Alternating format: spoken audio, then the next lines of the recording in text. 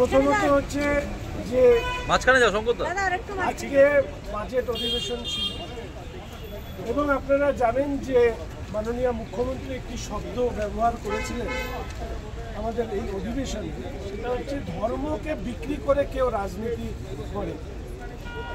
খুব দুর্ভাগ্যের বিষয় হচ্ছে ধর্মকে বিক্রি করে কেউ রাজনীতি করে, এই প্রথা যদি কেউ শুরু করে থাকে তার নাম হচ্ছে মাননীয় মুখ্যমন্ত্রী মমতা ব্যানার্জি মহাশয়।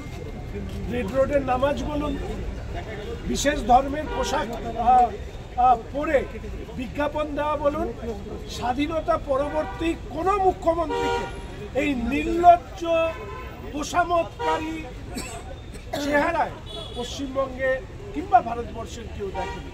ফলে মানুষকে বিভ্রান্ত না করে সত্য কথাটা বলা উচিত যে ধর্মকে নিয়ে ব্যবসা যদি কেউ করে থাকে, রাজনীতি যদি কেউ করে থাকে, তার নাম এক এবং একমাত্র হচ্ছে মমতা ব্যানার্জি।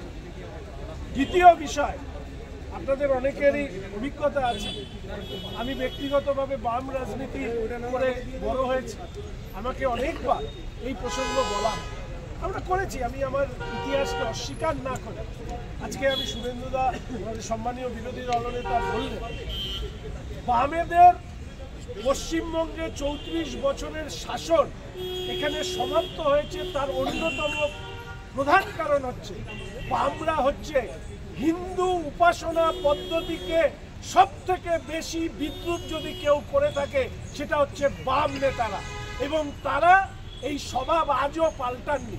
ফলে স্বাভাবিকভাবে ওরা জানে হিন্দু উপাসনা পদ্ধতিকে বিদ্রুপ করলে কেউ প্রতিবাদ করবে না, আর সেই সুযোগে এরে গেরে যত নেতা আছে তারা মাইক পেলে হিন্দু ধর্মকে বিদ্রুপ করে, অন্য ধর্ম নিয়ে বলার সাহস বা মেরুদণ্ড এদেরকে দেখতে পাওয়া যায় না।